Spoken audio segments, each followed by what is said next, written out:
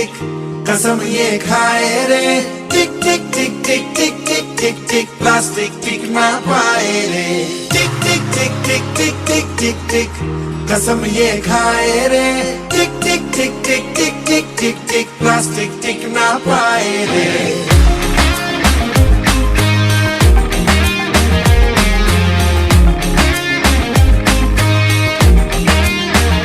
अगर सुन लो जो संभले ना हम तो बम ये फट जाएगा कि बहती सी है नदियां का ये पानी रुक जाएगा।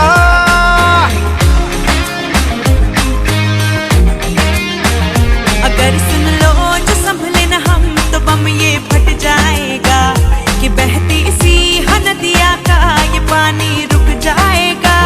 कि कर दो रहम धरती का ये दम भी घुट जाएगा कि कुदरत की नस नस में जहर ये बस जाएगा। प्लास्टिक के हम सब मोहताज हैं, कैसा ये समाज है।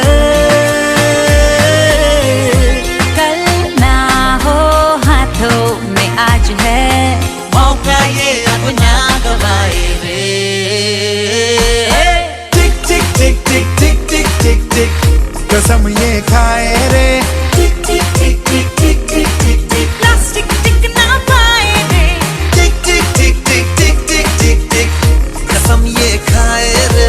टिक टिक टिक टिक टिक टिक टिक टिक प्लास्टिक टिक ना पाए रे।